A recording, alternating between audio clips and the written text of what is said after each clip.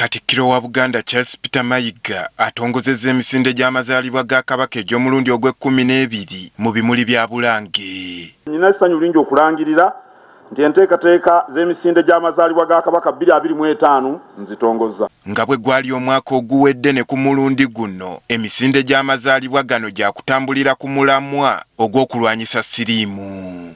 Be resilient, we shall be victorious. Wano abakungu okuva mu bitongole ebirwanyisa Mukenenya omuli UNAIDS ne Uganda AIDS Commission we basinzidde okulaga okutya olw'omuwendo gw'abantu abalina akawuka mu Uganda mu kiseera kino ng'eggwanga li Amerika lyasala ku buyambi mu nteekateeka z'okulwanyisa akawuka kano. We've made progress, but we still have approximately 1.49 million people living with HIV in Uganda. Out of 100 people living with HIV in the world, 4 are Ugandan. Nebo tutunulira mu kulwanyisa akawuka ka Mukenenya ba Americans percentage gye babadde bateekamu ngeri 68%.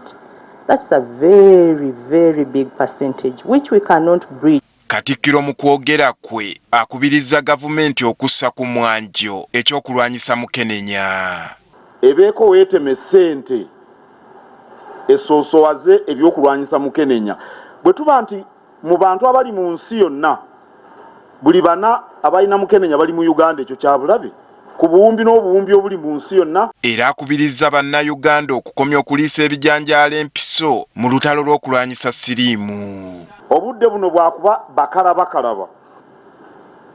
Ekisooka buli omu ku mmwe akekkereze ssente, kubanga Muganda omwannyoko kitaawo senga ayinza okwetaaga akasente okumujjanjaba aleme kufa Mukenenya. Abalina akawuka n'abatakalina naddala abavubuka Katikkiro abasabye babeere baakisa obutakasaasaanya. Mwambale obupiira. Mbadde njagala kubagamba nti mwerekereze. Bw'owerekereza tofa. Naye simanyi oba olutalo nnyinza odduwangula amangu. Mugende babatayirire. Katikkiro era atenderezza Ssaabasajja okutwala obulamu bw'abantu be ng'ekikulu. Tujaguza emyaka 7 egya Ssaabasajja Kabaka. Katonda mulungi nnyo.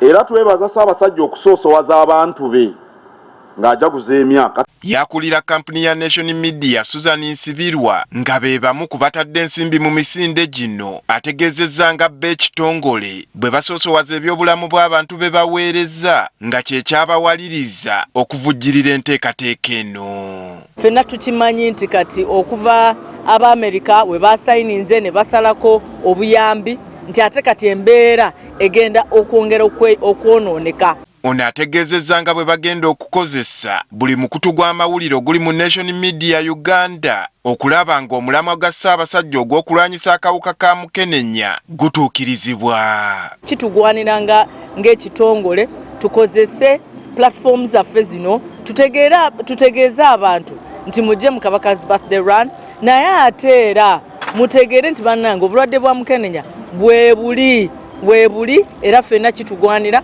okubulwanyisa nga twekuuma.